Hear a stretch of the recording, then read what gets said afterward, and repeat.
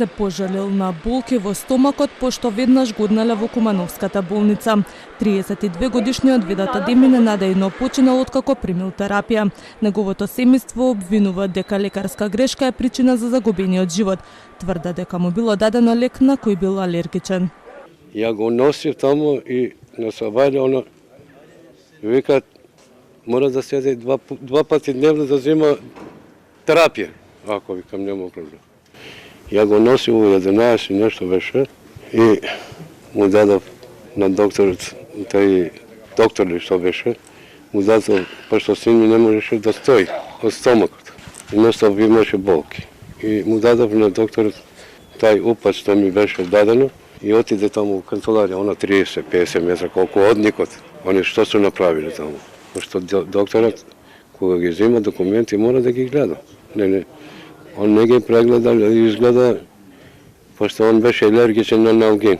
Он кога ги изгледа документи, отиште се таму во канцеларија и како му нареди докторот на сестрава, она спрема, нели? И он не су ни прашале дали е алергичен, дали не е алергичен, мислим, они што се ставали таму и викам, сигурно го знаат, према документи, знаеш.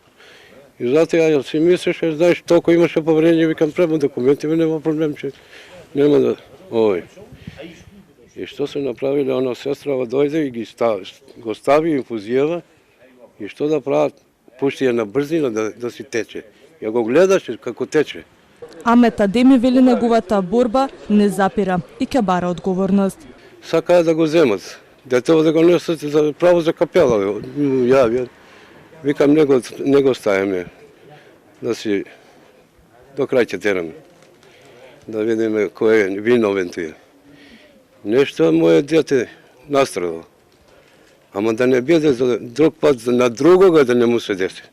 Во телефонски разговор за Телма, доктор Стефан Трајановски, директорот на Кумановската болница, кусо кажа дека се уште до него не стигнало решението за негово разрешување. Министерот за здравство синоќ најави дека документацијата за случајот ќе биде предадена на обвинителството, но дали имало лекарска грешка, допрва ќе се утврдува. Лекарската комора досега нема добиено официјална информација за овој случај од надлежна институција за да може да ги разгледа фактите и да даде став. Во однос на одземањето на лиценците за работа, потсетуваме дека трајното и временото одземање на лиценцата за работа на докторите е регулирано со Законот за здравствена заштита.